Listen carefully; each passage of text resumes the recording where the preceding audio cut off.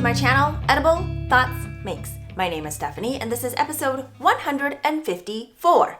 We have flipped the calendar to April 2026. I can hardly believe it is already April. On one hand, it feels like the longest year ever.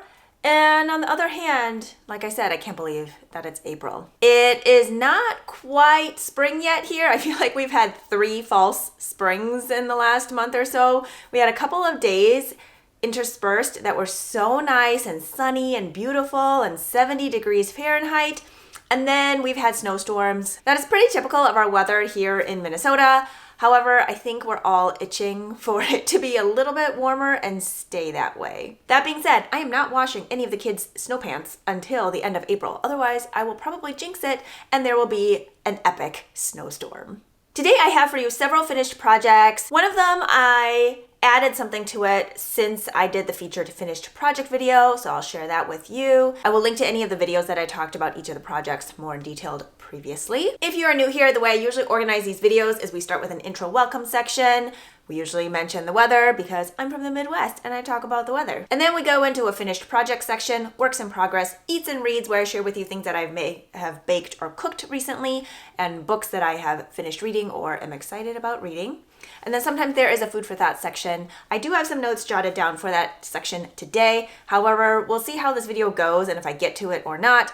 That section, usually I'm sharing something that has been on my heart, in my mind. It's often related to making, but not always, but making is part of my 24/7. So in some way, shape, or another, it ends up being related to making. Something to note is that I am never here to tell you what to do, how to make things, what to make. I'm here to share with you my creative process, my joy in making, color combinations, yarn choices with pattern pairings, and just sharing with you my creative journey. I do use Ravelry for my project pages, so you will find that in the description box below this video, along with links to websites for different designers and things like that. I use closed captioning for all of my videos here on YouTube, so you'll click on that CC button. And if I speak faster or slower than your preferences, YouTube allows you to adjust the speed. I think that is everything I wanted to cover in this intro welcome section. Let's jump into the finished projects.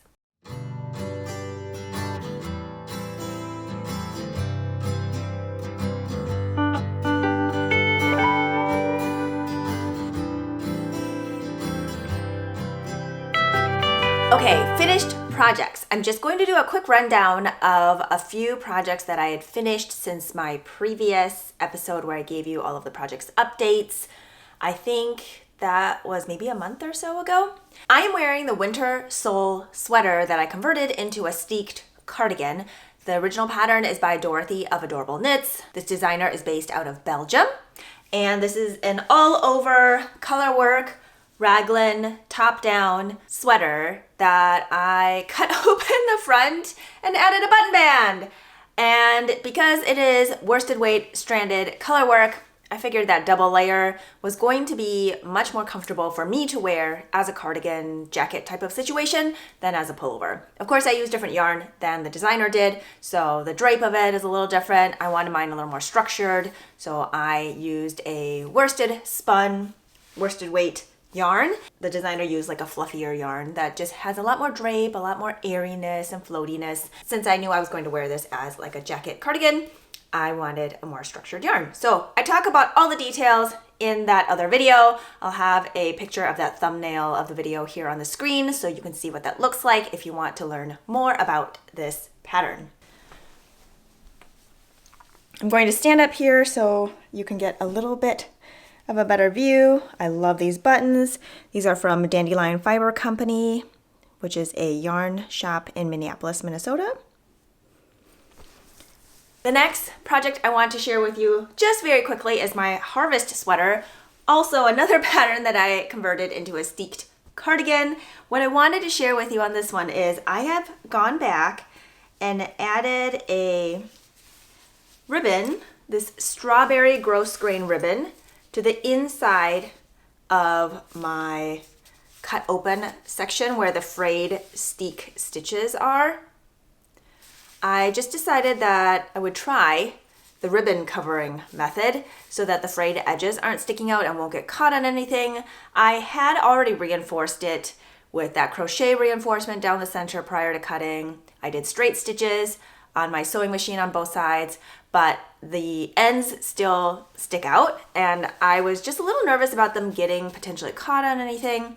I don't think it would come unraveled, but I just thought this little pop of color is nice. So I have this bright green gross grain ribbon with strawberries on it, which goes with the color scheme of my color work. And my stitching is very haphazardly stitched on, and I'm okay with that. I don't mind. The stitching would have been more invisible if I used green, but then I was afraid that the green would poke through on the other side, so I decided to just go with brown since it's on the inside and I would rather not have green threads potentially showing on the outside of the garment. So that's why I did brown, but then it is definitely more noticeable.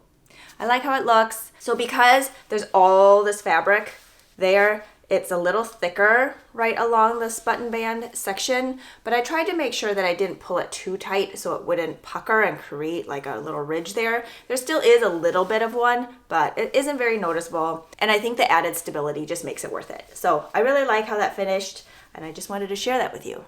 Oh, the finishing that I did on my winter sole sweater, I tried something different. I had decided to encase this one in a linen fabric, so it is not tacked down. There are straight stitches sewn along this casing that enclose my cut open steek section.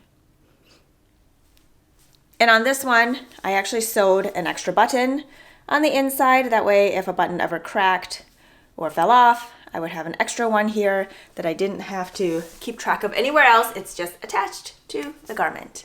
The other two items that I had finished since that previous project updates video that I have since also shared a featured finished project video for is my prospect tee and my prospect pullover. The prospect tee is a test knit that I did for Tori Yu, and the prospect pullover released last fall, and I actually knit it as a slipover instead of a pullover. Because it is eventually going to be spring, I felt like I would just get way more wear out of it now as a slipover, so no sleeves. So I'm just gonna show it to you real quick here because I do have full video discussing all the details on it. So this is my slipover version. This beautiful textured detail. I love how it pops. And then here is my tee version. This is a fingering weight version. Oh, the prospect pullover is DK weight, and then the tee is fingering weight. So I love how drapey this one is. If you are interested in learning more details about this pattern, both of the patterns, I do have a video up for that. The next 3 finished projects I'm going to share with you are all socks.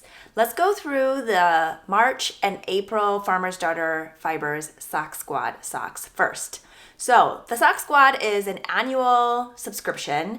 You receive 120 grams of fingering weight yarn each month, and it rotates through 3 different bases. So there will be a 100 gram main color and then a 20 gram mini that is unnamed, and the color coordinates with the main color. This year we're talking about an exploration of color, right up my alley. So excited. I believe this is my 5th year doing Sock Squad. Candace of Farmer's Daughter Fibers is an Indigenous woman who has lots and lots of creative ideas, and I love seeing what she and her team come up with every year. The thing that's different about this year is each month you already know what color family you're going to receive. You just don't know exactly how it's going to look, if it's going to be variegated or speckled or tonal, semi-solid, but you know the color family. So January was blue, and February was red. So February's colorway is Ember Heart, and the base is Bighorn Sock. Bighorn Sock is a light fingering weight yarn at 75%, 19.5 micron superwash merino, 25% nylon, and it comes at 463 yards for 100 grams. And I prefer that light fingering weight yarn held double in socks to be DK weight. I find that it's just a little too thin for me for socks, and I find that it's more durable as a DK weight sock, especially since it's using extra fine superwash merino yarn. So here are my February socks. I decided to knit a 2x2 ribbed sock, and I used US 3.25 millimeter needles. I should probably look at my notes so I actually know what I'm talking about. I ended up using 90 grams total. I did not use the mini for this one. I'll save that for something else in the future. I did 60 rounds in the leg, and then I knit a short row shadow wrap heel. And then I did 48 rounds in the foot. And then I did a rounded toe before grafting the stitches together at the end. The pattern I've followed or loosely followed is Tin Can Knits Everyday Socks pattern. It comes in, I think, a 2x2 rib, a 1x1 rib, and of course the options always go from like baby to very large adult. I really like that about the patterns by Tin Can Knits because you really can find any size you want in there, and oftentimes they come with patterns in different gauges. So if you want to knit it in fingering weight, sport weight, DK weight, worsted weight, all the numbers are already figured out for you there, so you don't have to do any additional math. I did sub in the heel, so I don't believe it's a shadow wrap short row heel in the pattern. It might be a heel flap and gusset. But I just really like how these turned out. I love this beautiful red. There is a little bit of shifting in the tonality of the red. So some areas are slightly darker, slightly lighter. Because I held the yarn together, it distributed any of the dark and light spots very evenly. And I just love how they look. They can be worn all the way pulled up or also cuffed. And I like it either way. I think they are so beautiful and cozy. And I will note that if you are knitting socks for other people, that ribbed socks can be a great option because there's a lot of give. So if the sizing isn't exactly right, it'll still fit pretty well. And so you have that elasticity for it to stretch, but also to come back. While we're on the Sock Squad socks, let me show you my March socks. So March's color is brown. Here is the color inspo. Colorway is called Rooted Earth, and the base is Rocky Mountain Pearls.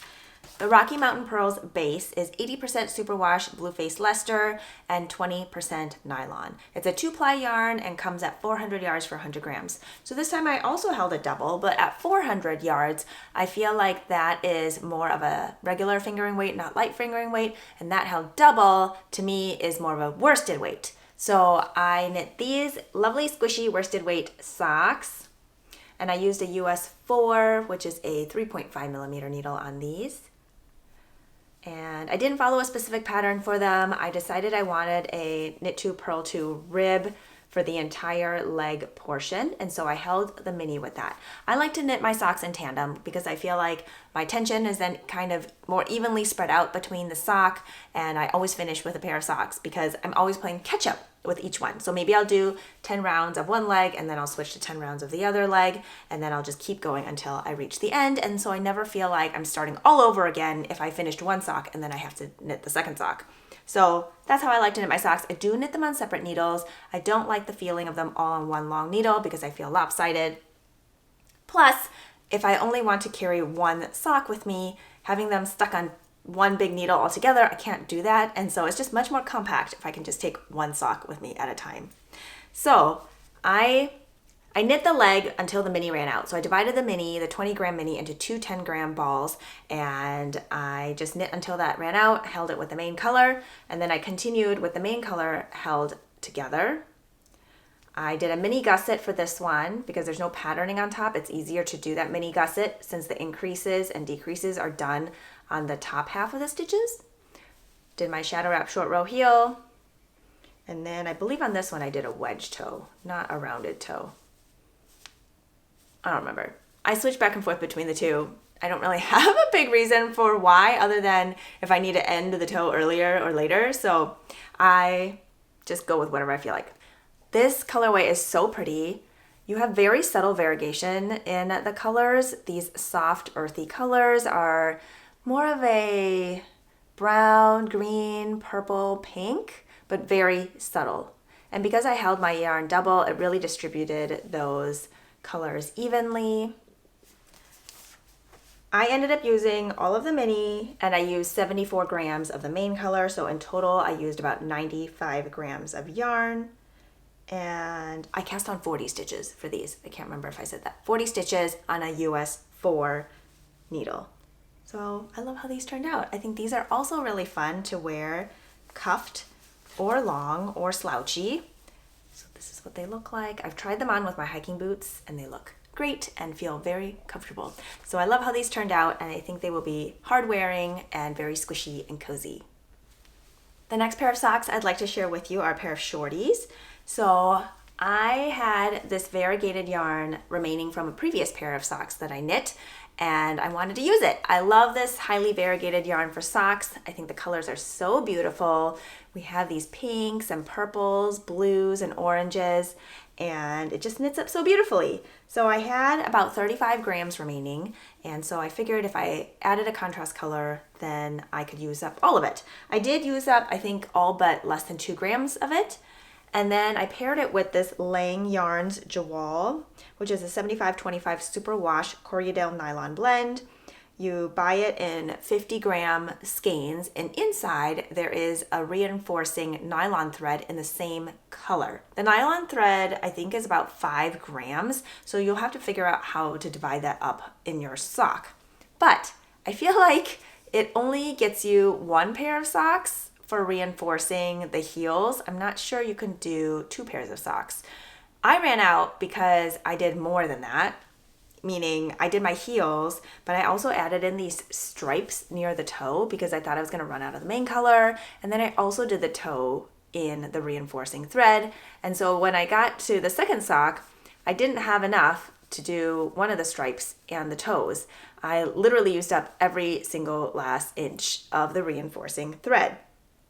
And so I didn't want to just use the blue with no reinforcing thread for the rest. So then I added this neon pink, this highlighter pink color, and I think it turned out just fine. So that's super fun. I used about 33 grams of this main color. I used about 14 grams of this cobalt royal blue color. And then for the pink, I used maybe 3 grams. I'm not sure. My notes are really messy on this one. I'm not entirely sure. I'll show you what the notes look like. They are kind of all over the place because I was experimenting as I went. I didn't follow a pattern, and I just did whatever I wanted to. So I cast on 60 stitches for these on a US 1 2.25 millimeter needle. And the cuff, I did a 2x1 rib for 15 rounds. Then I did a stockinette in the main color for 15 rounds. And then I did a mini gusset shadow wrap short row heel. Not sure if you can see the increases and decreases there. And then for the foot, I think I knit maybe 70 rounds total, including the stripes, before I knit the rounded toe on these. I will say I felt like the reinforcing thread for the blue felt woollier or fuzzier than the one for the pink. I don't know if I brought it here so I could show that. So I obviously can't show you the blue on its own because I used it all, but I will show you it for the pink. So this is what the yarn looks like. And then on the inside, there's a bobbin of reinforcing nylon thread. And I have looked around. You can purchase more of the reinforcing thread, but it might be hard to find the exact color that you're looking for. So this is what it looks like. And I will say, I feel like the pink one is less fuzzy than the blue one. The blue one felt like there was wool in it. And I think I read in some places that the nylon thread is a 75-25, so wool and nylon blend. But this pink one just seems a lot more like string or thread than the blue one that I used. I don't really know. Maybe different production times? I have no idea. So I am pleased with how it feels. It feels very cushy and thick and strong, but it doesn't feel weird when I'm wearing it. Of course, I haven't worn these very much yet since I only recently finished them, but I am curious to see how they will wear over time. The places that I tend to wear out my socks are like at the balls of my feet, which is why I added the stripes there, and then at the bottom of my heel. And I wear my socks all the time. I would say probably 9 months out of the year at least. And so all these socks go in rotation quite often. I am not precious with my hand knit socks. And so I am very curious how these will wear. I think they will wear really well though, because they are definitely cushy feeling, Has anyone else tried laying yarns, this jewel base with the reinforcing thread? I'd be very curious to hear what you think and if you have worn them for a longer period of time and how they have worn.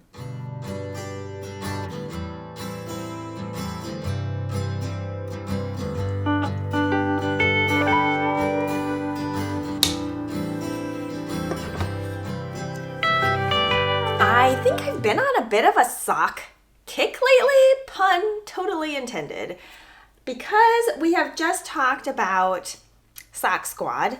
I am going to share with you April's Sock Squad. So we are looking at April's colorway. Here it is on the screen from the journal. Colorway is called Morning Honey. It's in the Highwood sock base, which is an 80-20 superwash merino nylon blend, 400 yards for 100 grams. And I am so excited to share with you what I have cast on. I have it in a project bag here that I sewed. Actually, all the project bags I'm going to show you today are all ones that I've made in the last several years. I love this one. It has blue gingham and it has a quilt block in the middle with lemons. The back side is lemons. I don't follow any specific patterns for any of my project bags. There are tons of project bag patterns and tutorials out there, free, paid for. If you have any sewing shops near you or fabric shops near you, oftentimes they'll have classes. So if you want to learn how to make it, I suggest calling up a local sewing shop if you had one near you. If you don't, you can just search for how to sew a project bag or drawstring bag on YouTube and tons of stuff will come up. If you are someone who learns better from a book, you can check out your local library and see if they have any books with patterns and DIY instructions on stuff like making bags. So the colorway for this month is yellow. The mini has a little bit of brown or maybe yellow ochre added to the yellow. I'm talking in terms of like paint colors. That may or may not be useful to you. Anyway, I'll have a picture of what the yarn looked like prior to caking up here on the screen so you have a better idea of what it looks like. And now I'm going to share with you what I've cast on. I cast on Summer Lee Designs Little Boxes Sock Pattern. I believe that's what it's called. I cast on the adult small size, and I am using the recommended needles in the pattern, which is a US 1 2.25 millimeter for the non-colorwork sections, and a US 1.5, which is a 2.5 millimeter needle for the colorwork sections. And it is an all over colorwork sock. I am knitting it as the shorty version.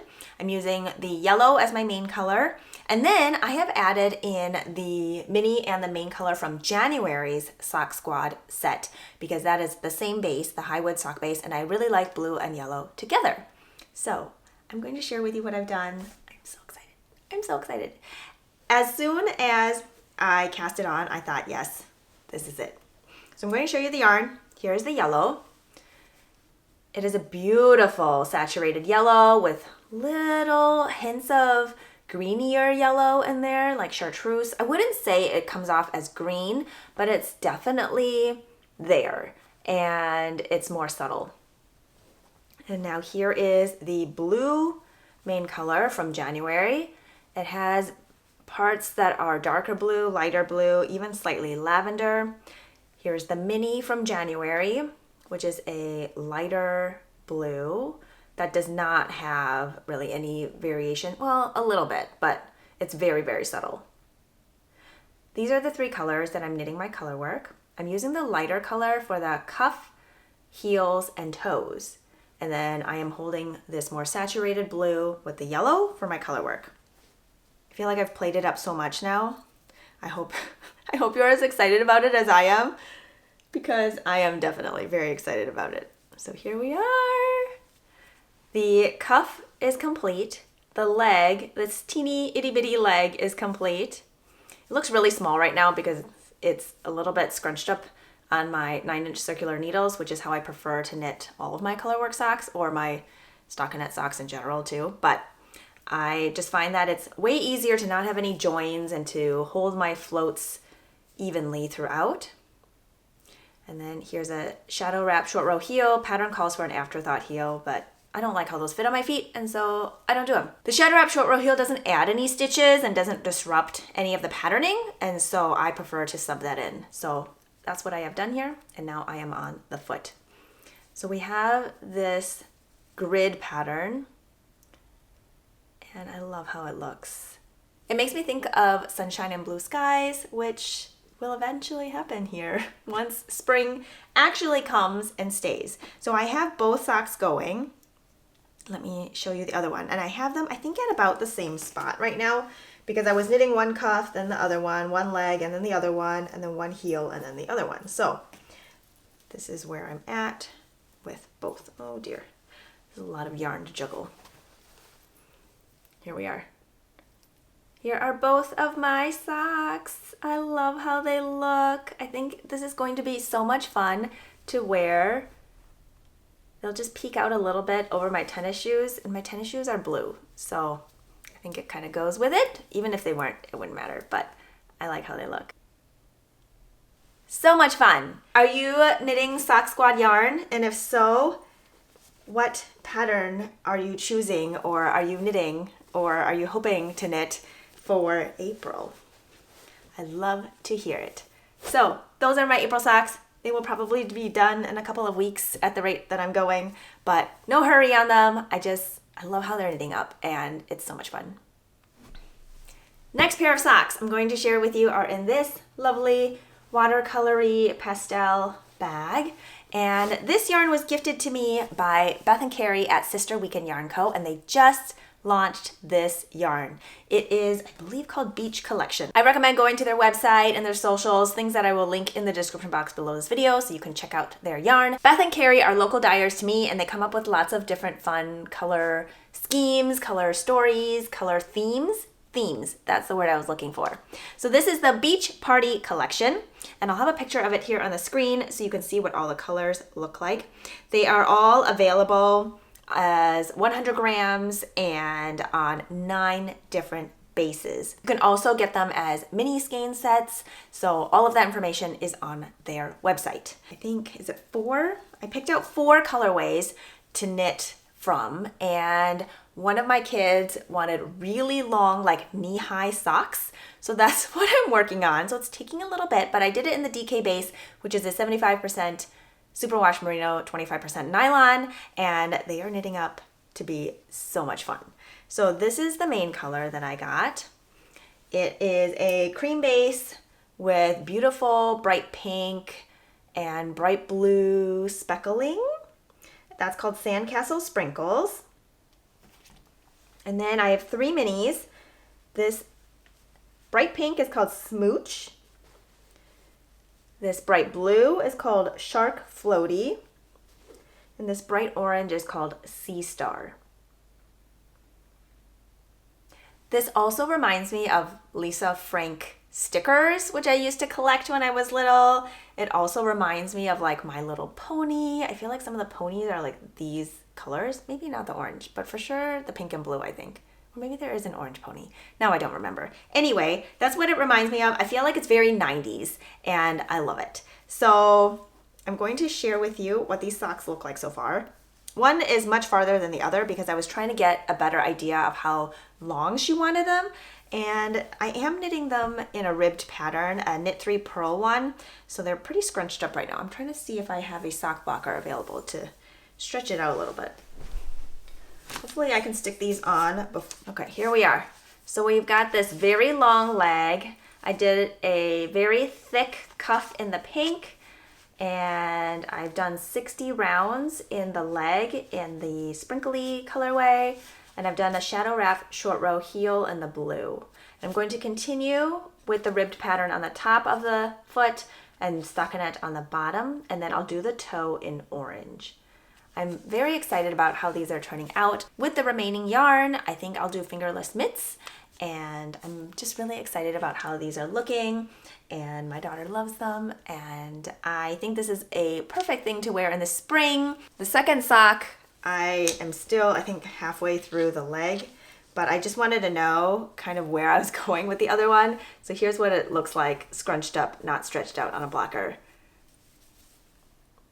But I love how they are knitting up, and I'm excited to get these off the needles maybe in a couple of weeks. So thank you, Beth and Carrie, for sharing this beautiful yarn with me. If any of these colors interest you, go check out Beth and Carrie's website at Sister Weekend Yarn Co.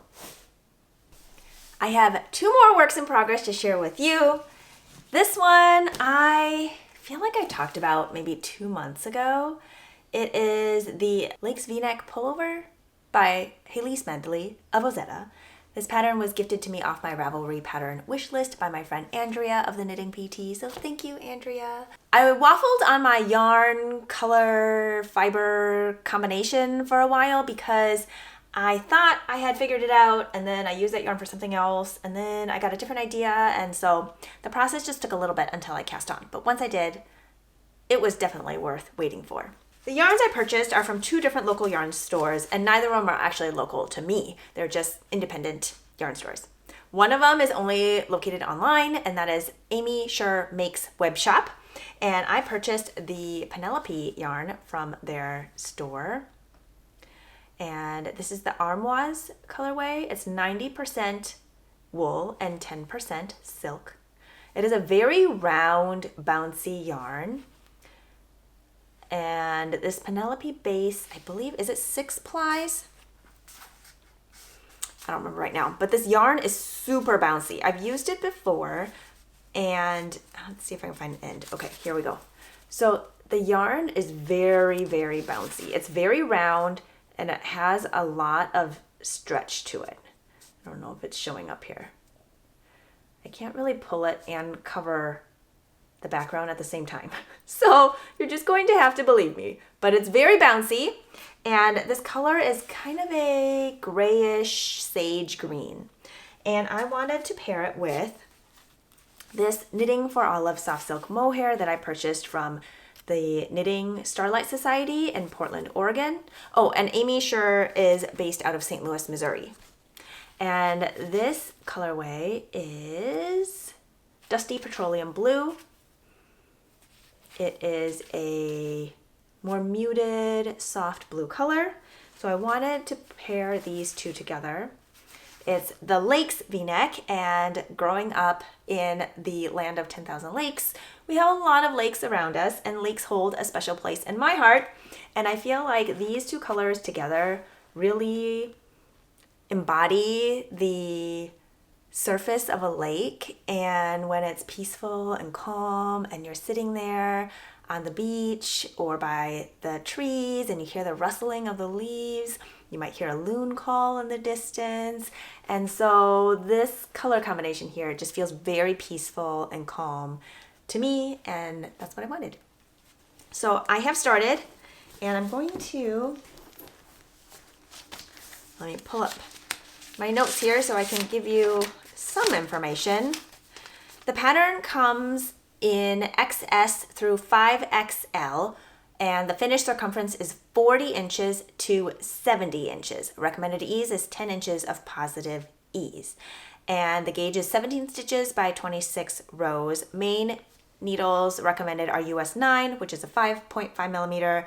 Cuffs and hem recommended is US 8 or 5 millimeter. And for the V-neck collar, a US 6 or 4 millimeter needle. Of course, use whatever needles are going to get you gauge. It is a top-down construction, saddle shoulders, so you'll knit 2 rectangles first, and then pick up along one edge to knit the back, and then you'll do each of the fronts, left and right, and then you'll join that in the round after some shaping, and then knit the body in the round. Go back, pick up ribbing to knit the V-neck, and then you'll pick up to knit the sleeves in the round, and then I think that's it. So I am in the body section now. Here we are. Hopefully you can see the subtlety in this marl. I think it is beautiful. I have nothing in this combination of colors in my collection of hand knit sweaters, so I'm excited to add this color. I think it's just very soft, and it reads a little grayer in darker light, and then in brighter light it definitely reads more greeny blue, but it's definitely one of those fabrics that you're like, is it green? Is it blue? Is it gray? So I love it. And I'm just round and round in the body now. And then when I run out probably of those 2 donuts of yarn, I might go back and knit the neckband. We'll see. I'm not sure what order of operations I want to do here, but I am really enjoying how it is knitting up. I like how it looks.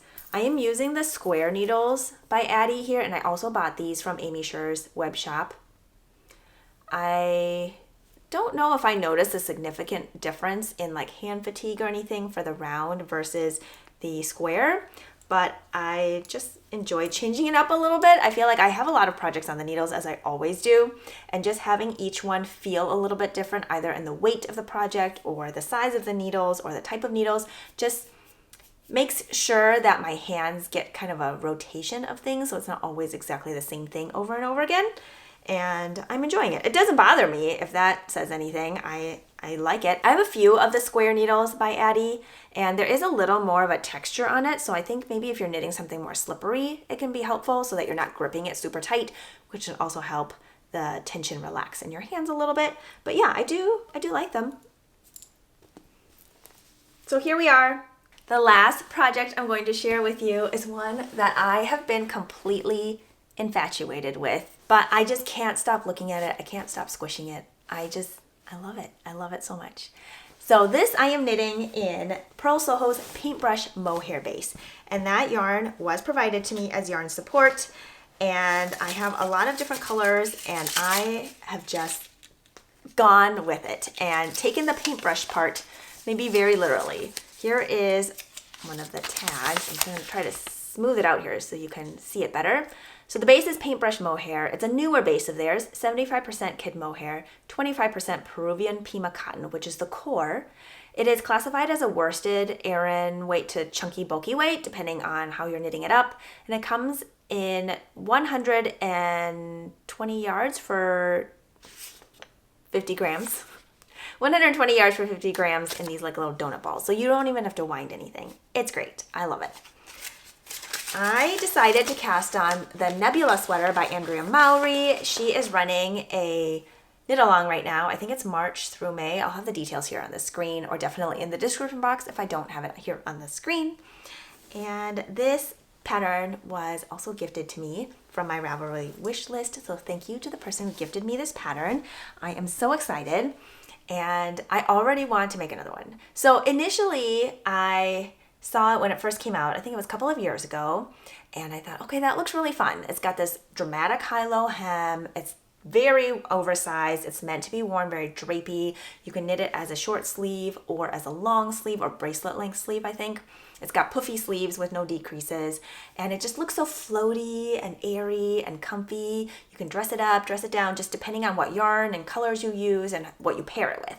So I thought, okay, this could be kind of fun. It is knit bottom up, and it has a crew neck, and it is a drop shoulder type of construction. So I thought that this fluffy yarn was going to be a perfect pairing because one of the samples are knit with a fluffier yarn, and even though you are using US 7 needles, you still get a gauge of 17 stitches for 4 inches, which doesn't usually happen unless it's going to be super gapey, but because of the fluffy yarn the designer used, it fills in the gaps. So I thought, okay, what can I use that's similar? So in comes Paintbrush Mohair, super fluffy. Previously you saw me use this to do duplicate stitching on my Metropolitan pullover. Love how that turned out. Still working on my second one for that. But I decided I was going to knit the Nebula using this yarn, and I'm going to show you what I've got. Ready? You so ready? I'm so ready. Dun dun dun dun!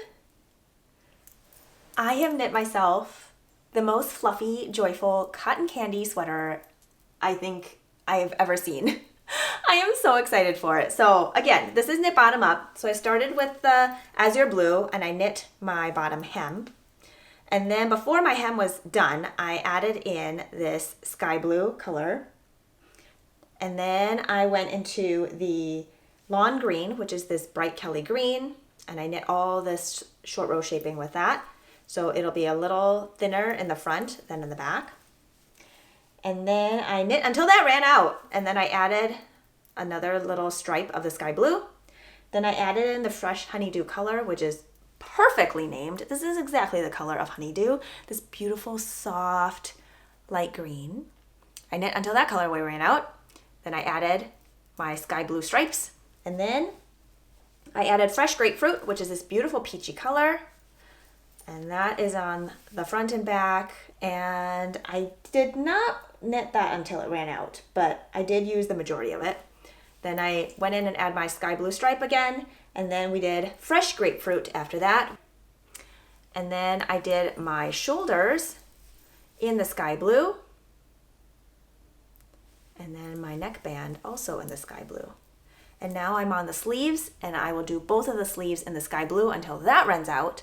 And I'm planning on knitting them full length. And if I run out before I get to the cuffs, I'm going to knit the cuffs in either the azure blue, which is what I knit my bottom hem in, or I'm going to add in another color, which is super pink.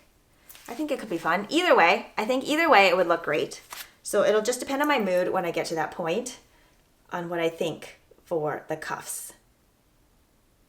So we'll see. And if I end up having enough to just do the cuffs and finish those off in sky blue, I might. Again, we'll just see what happens when I get to that part and see what I feel like. But I am so delighted with how this is turning out. I have tried it on. It fits great. Maybe I'll try it on for you if I can get my arms through this part. This first sleeve I knit until the amount of yarn I had ran out, and so I have it on just cords with stoppers on them, and then went to the other sleeve, and we'll see how far I get. Maybe I will try it on so you can see it real quick. 1 second. Here we are! Oh, I love it. It feels like nothing. I was a little nervous about making a garment in this bulky mohair because I didn't know if it would be itchy, and it isn't. It feels more like how a Surrey alpaca feels, which is super soft. And I don't know if it's how the fluffiness is. It's less sticking out and more just like floofy, like Surrey alpaca lace weight is. I'm not sure. I don't know what the magic is, but it feels so nice. Obviously, I haven't worn it for more than like maybe a minute at a time just to try it on and see how the fit is, but I feel no prickle. And I feel like if it was to bother me, I would feel it pretty quickly. I think if you had a ball or a donut or whatever you call this, I think if you had a little bit to play with and you just kind of stuck it down your shirt or put it on your neck for a while to see how you feel, or just any more sensitive area, then maybe you could test it out and see if it's going to bother you or not. But I have to say, it isn't bothering me and it feels really nice. I'm going to stand up behind the bench that I'm sitting on to maybe give you a better view of it. So you can see that it's a very dramatic high-low hem. I think I omitted 2 of the rows of the short rows because the middle point I felt like was going to get too close and create like a V. I think Rachel of Table 10 podcast had also mentioned that, and other people have noted that in their notes, so I just followed suit. Oh, that's what the other thing I wanted to mention. Rachel of Table 10 had mentioned that she wanted to make 2 nebulas, and then showing hers on screen, that was the other catalyst to me just casting on, because I was like, I think I really want one now. So I am knitting this long sleeve. I feel like the floofiness is just so pretty, and I want this sky blue there. I feel like rainbow, sky blue, it goes together. So I really like it. I think it's so pretty. And it's so happy, and I feel like this is going to be something that I can wear with any wash color of jeans, so like light, medium, dark. I have white jeans I think this would look really pretty with. And yeah, I'm just excited to finish this and wear it and have so much fun with it. I think if you wanted to make it short sleeves, it would be totally fine. But I feel like because it's mohair, the times when I would wear it weather-wise are when it's going to be a little cooler, because this is all mohair. So if it's like really warm, I would probably want to wear short sleeves, but not a short sleeve mohair sweater. So to me, it makes more sense for me to just make it long sleeves. So I'm very excited. I am looking forward to wearing it when it's finished. I think a couple of weeks, maybe a week, and I'll be done. So excited.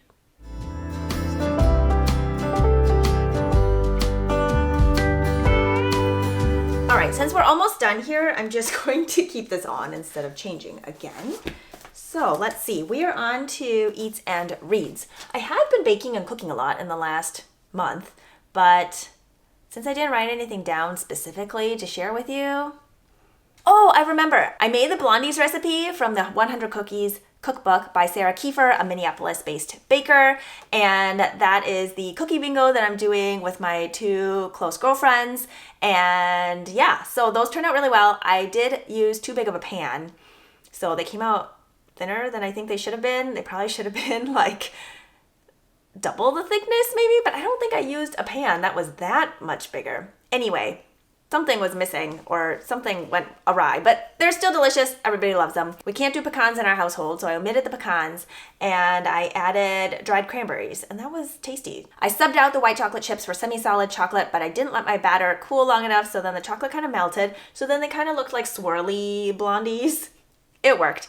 It was fine. I do have a book that I recently finished that I would like to share with you. Now, in the beginning of the month, I had checked out a whole bunch of books from the library and nothing was really sticking. They weren't like bad books and they were books that I probably would typically read, but I couldn't get into it. I also just didn't have as much time to read, and so I felt like when I finally got in bed to read, I was just so tired that I couldn't get into the books. So, a lot of didn't finish books. I get the majority of my books from the library, and so they just all went back to the library. However, one of my holds did come in that I had placed a hold for early February. The book released end of February, and it was finally my chance to read it, and I loved it. The book is Agnes Aubert's Mystical Cat Shelter by Heather Fawcett. I'll have a picture of the book here on the screen.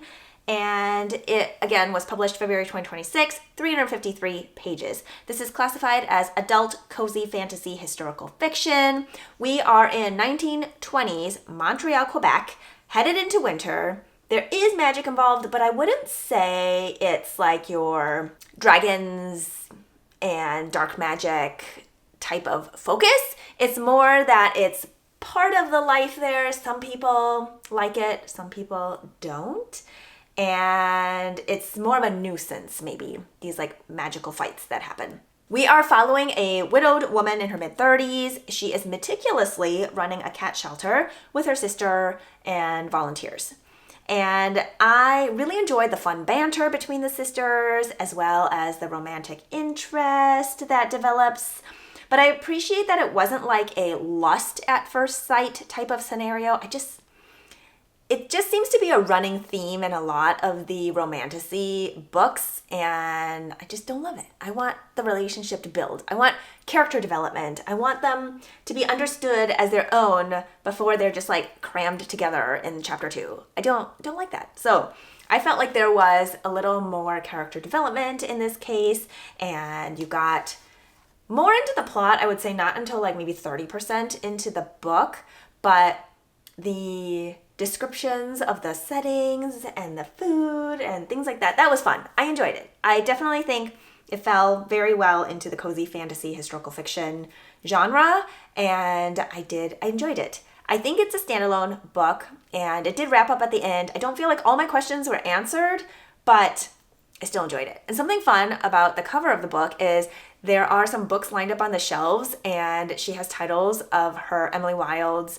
Encyclopedia of Fairies book on there. I thought that was pretty cute and clever. So that is Agnes Aubert's Mystical Cat Shelter.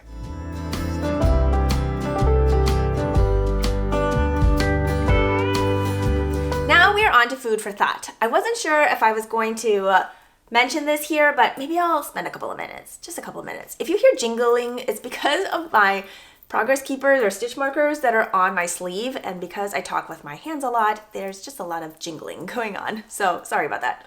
Food for thought. I have written down a couple of things. I wanted to talk a little bit about the question of what has value and how do we assign value? Like if somebody says to you, oh, I would buy that, does that instantly give it more value than if nobody wanted to buy something? And what does value and worth mean anyway? Like, what does it mean if something is worth it? Like, if the outcome is what you wanted, then the process, I would say, might be worth it, right? So if we're talking about making things, the process to me has to be worth it no matter how much I want that end result. And then what does that mean in terms of value? Like, do you give your items a numerical value, and how do you factor in the amount of time you put into it? And I'm not somebody who like does a stopwatch, start and stop my making time. I know some people like to do that for their own records. That's just not how I function. I feel like that would be so stressful. Every time I picked up something and knit like 2 stitches that I had a stopwatch going start, stop, start, stop. Some of my projects are on the go all the time, and I may only get in a couple of stitches here and there, but it's better than nothing and I enjoy it. So that's what I do. There are enough things in life to stress over that I don't need to add extra stress to something that I enjoy doing. I was thinking a lot about this, and I think some of it stemmed from going to an art museum recently and looking at all of the beautiful creative expressions over time, over hundreds of years, over multitudes of different styles and techniques and mediums. And it's just incredible what the human being can come up with. And it's all in reaction to the world around us and how we process things. And it's incredible. It's fascinating. It's a record of history. And I feel like art for art's sake sometimes is lost when we're so stuck on giving something a numerical value. And if something is more rare, then sure, it ends up being considered more expensive. Like you think about auctions and things like that. So what does like something going for $1,000 mean versus something going for $5,000? Like, is it even looking at what went into it, or does it matter more how somebody values it that equates to the worth of it? Anyway, just an interesting topic of discussion I feel that I've been having in my head that I thought maybe I would share with you and see what you think. You don't have to say anything in the comments about it at all if you don't want to. I don't make you do anything here. I feel like it's just something that I wanted to share that I was thinking about, and I feel like it does come up pretty often for makers who might make things on the go, or other people see that they're making something because people might say, oh, I would buy that, or how much can I pay you to make blah, blah, blah. If you are making things to sell, that's totally different, like very different on how you would be assigning things to sell. As somebody who's making all these things as like just part of my creative life and making functional art, basically, I just don't like assigning that kind of numerical value to the things. I mean, they're all priceless to me, right? So basically what I'm saying is I enjoy making art for art's sake, and I feel like the value of art is so much greater than anything we can put a numerical value to. And I understand the reason for having to put numerical values on things sometimes, because that's how you sell things. But aside from selling things, how do we really evaluate how much something is worth, and is that necessary? Anyway, floaty thoughts. I think that is everything I wanted to share with you today. Thanks for hanging out with me. I hope you got some color inspiration, maybe some pattern inspiration. I'm so excited about all of my projects right now. So excited. And this cotton candy fluffy sweater, so far it's still not itchy. So I think we're doing okay. With that, cheers to being creative. I hope you're doing well, taking care of yourselves, your loved ones, and your neighbors. And I will talk to you next time. Bye.